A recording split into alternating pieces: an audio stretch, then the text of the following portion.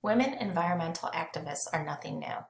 Who do you think of when you hear female environmental pioneers? You might know about Rachel Carson, who wrote about pesticides.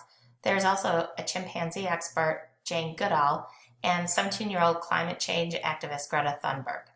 March is Women's History Month. To celebrate it, Kids Post is sharing the stories of three lesser-known but equally remarkable environmental trailblazers. Insect lover. Anna Botsford Comstock loved bugs, kids, and nature. More than 100 years ago, she wanted to help young people understand and enjoy the outdoors. Have you ever gone on a nature field trip or been on a scout campout? She would have been very pleased. In 1911, she published the Handbook of Nature Study. It became the go-to source for teachers and others wanting to interest children in the beauty of the natural world.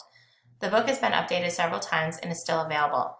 It remains the backbone of many lesson plans about plants and animals, rocks and minerals. It also shares information about Earth, the Moon, and the stars. Comstock published 7 science books. They include How to Keep Bees and Ways of the Six-Footed Insects in Other Words. The Pet Book is a 300-page catalog of creatures ranging from alligators to toads.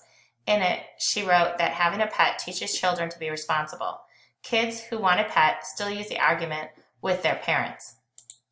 Comstock didn't just write books. Her drawings and wood engravings of hundreds of insects filled her books. In 1923, the League Women Voters named Comstock one of the 12 greatest women in America. It honored women whose work made the world a better place. Ocean Explorer. Sylvia Earle found her lifelong passion at age 3. She was playing on a beach when a wave knocked her over. My mother saw the big smile on my face and let me run back in, Earle told a TV interviewer years later, and I've been running back ever since. Earle is now 84 years old. She has spent a lifetime exploring the world's oceans and working to protect them from pollution, overfishing, and other threats. She is a pioneer in using scuba gear.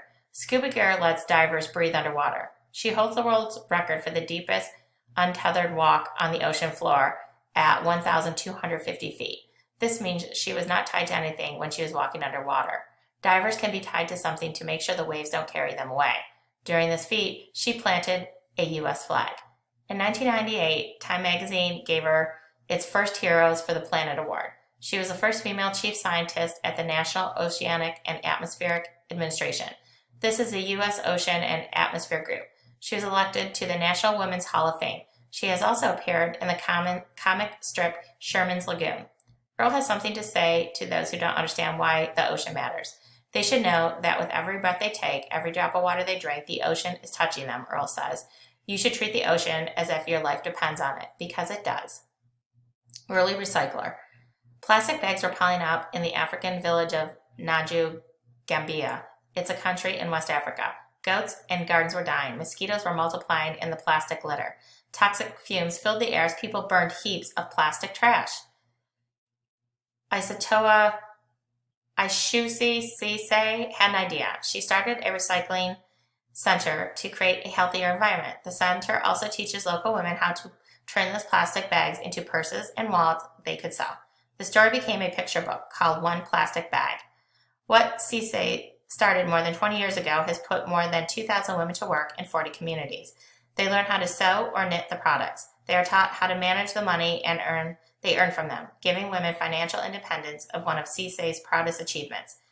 As proof that one person can make a difference, Gambia banned plastic bags in 2015.